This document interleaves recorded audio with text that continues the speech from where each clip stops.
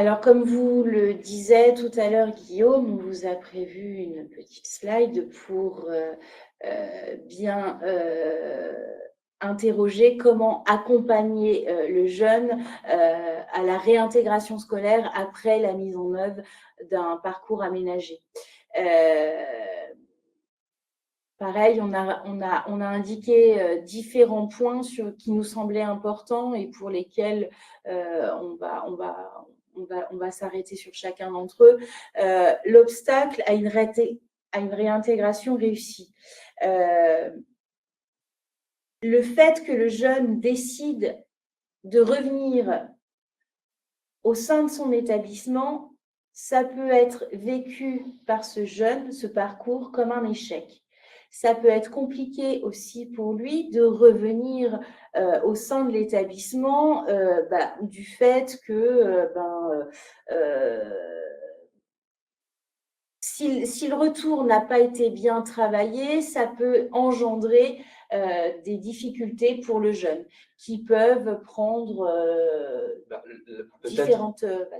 peut-être, désolé, je te coupe.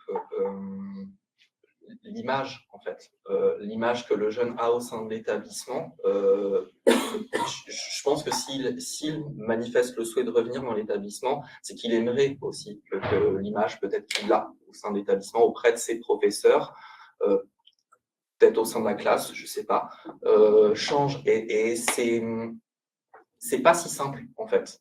Et c'est pas si simple, surtout après un parcours aménagé, par exemple, de 4 mois, où on l'a dit et répété, en fait. On est sur quelque chose de très individuel. Et revenir dans la classe, c'est quand même le lieu du collectif, avant tout. Et voilà, ce retour doit être pensé avec le jeune, pensé avec l'équipe, pour pas reprendre en fait, peut-être malgré lui que le jeune reprenne une image auprès des enseignants, parfois avec tout plein de bonne volonté. Il va vouloir bien s'intégrer, se réintégrer à la classe et peut-être une petite remarque sur un oubli de matériel ou autre, peut-être ça va être très difficile pour lui. On va pointer quelque chose qui va peut-être faire référence à des événements passés. Voilà, il y a cette vigilance à avoir. Donc ça veut dire aussi à la fois accompagner le jeune dans son retour, qu'il puisse avoir un espace de parole en amont, mais aussi au sein de l'établissement dès le retour. Et tu en as parlé tout à l'heure, Pauline, la sensibilisation de l'équipe, peut-être d'ailleurs aussi la sensibilisation de la classe, est primordiale. Permettre peut-être au jeune, à son retour, de venir présenter ce qu'il a fait. Peut-être pour valoriser aussi son expérience et expliquer aussi aux autres pourquoi il a été absent. Ça peut aussi permettre aussi peut-être de valoriser ce parcours. De préparer le jeune et accompagner la transition. Donc, c'est ce qu'on vous expliquait aussi tout à l'heure et c'est ce que aussi Guillaume, là, vous expliquait quelque part.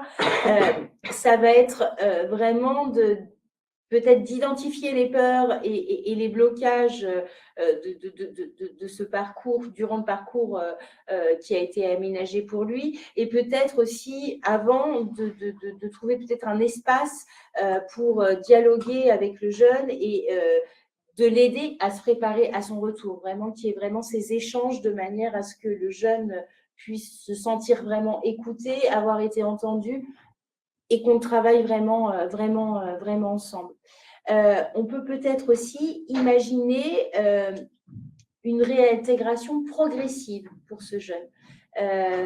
Et là encore, vous pouvez vous rapprocher des coordos de mission de lutte contre le décrochage scolaire, parce que peut-être en travaillant avec un des dispositifs de la MLDS pour essayer de retravailler un retour progressif au sein de l'établissement ou au sein d'un groupe, de manière à ce que le jeune ne sente pas ça comme un retour un brutal. Donc ça, on l'a déjà dit, sensibiliser l'équipe pédagogique, ça c'est vraiment, vraiment important de manière à ce que tout le monde soit prêt à retravailler ensemble. C'est un peu comme sur les classes relais, je pense qu'on essaye toujours de retravailler le retour d'un collégien ou d'un jeune qui a été coupé de son environnement. Et surtout, ce qu'on vous disait également tout à l'heure, mettre en avant l'expérience que le jeune aura acquise lors de ce parcours.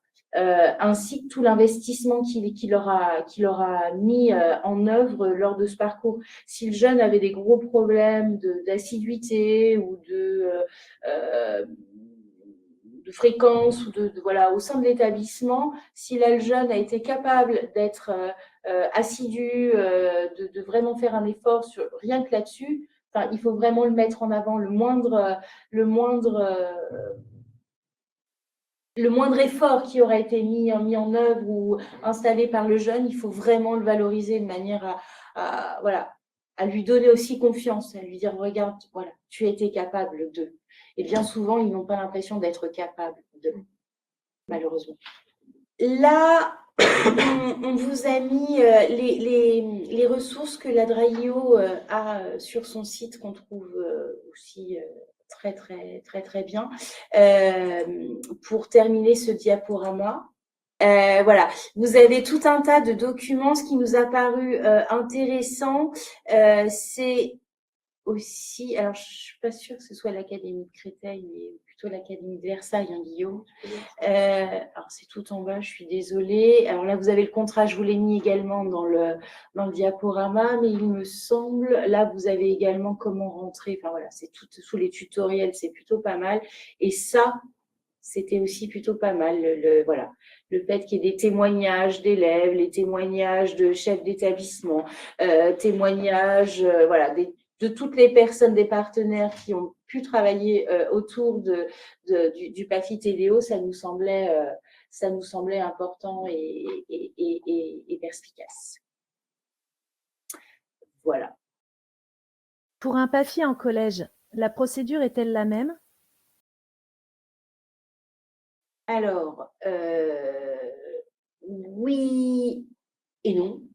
Dans le sens où là, sur un PAFI TDO, si le jeune signe avec un partenaire, on va prendre par exemple la mission locale, le jeune aura le droit à une allocation pendant tout le temps de ces 4 mois de parcours. Lors d'un PAFI en collège ou voire même en lycée, le jeune ne touchera absolument pas d'allocation et la durée sera plus longue. Ça peut aller jusqu'à 6 mois. Alors, pour un collégien, peut-être pas partir sur 6 mois d'un coup, peut-être établir une convention d'1 mois, et puis si le jeune s'y sent bien, peut-être prolonger, etc. Voilà, on n'est pas sur la même temporalité. Par contre, attention toujours aux vacances et attention aussi toujours de valoriser le parcours. Et pour un collégien, ce qui est important, c'est qu'il y ait quand même des résultats qui soient mis en avant sur le bulletin. Donc, vraiment... En revanche, en ce qui concerne toute l'organisation préparatoire au parcours, tout l'accompagnement que l'on peut faire, les échanges que l'on peut avoir avec les partenaires, la famille, ça sera pareil. On reste sur la démarche là, qui vous a été proposée, effectivement, pour tout partenariat, c'est la même. Les outils ont changé peut-être, mais la démarche, oui, est similaire. Comment prendre en compte le PAFI pour une orientation post-troisième ? Alors, peut-être, alors, je ne sais pas si je vais répondre en vrai à la question. Je tendance à supposer que cette question-là, elle est en lien avec le projet d'orientation post-troisième. Ça peut, le PAFI pour un élève de troisième, être l'occasion justement de, pourquoi pas, après tout, de multiplier des expériences pour affiner ce projet.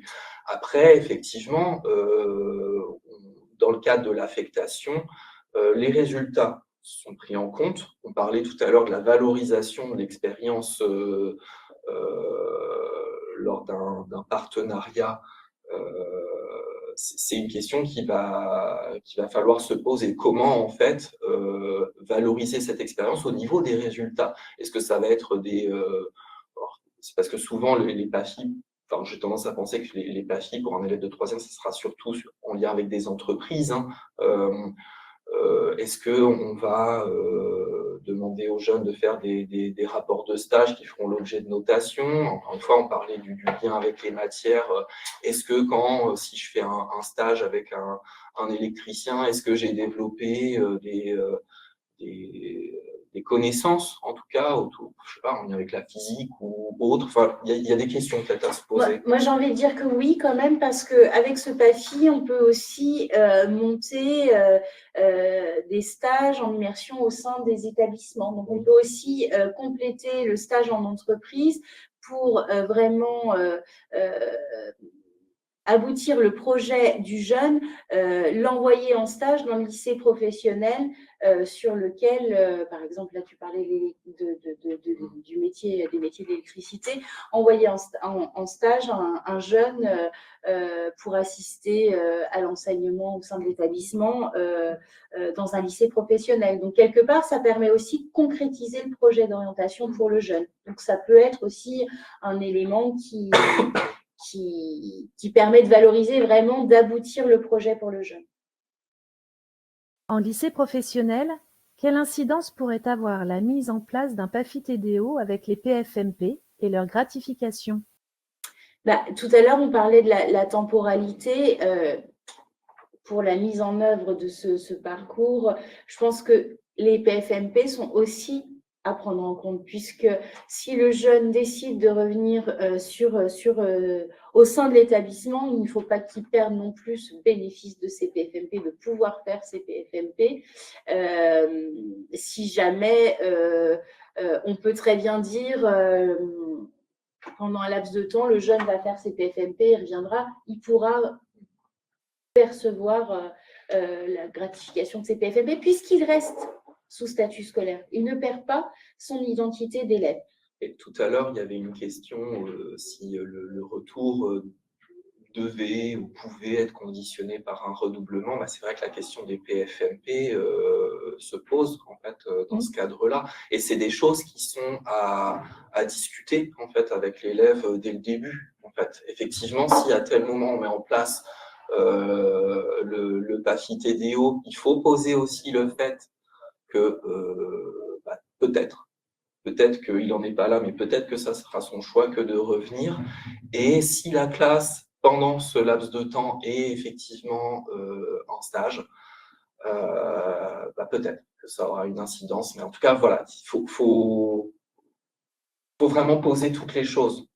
Ça ne s'improvise pas.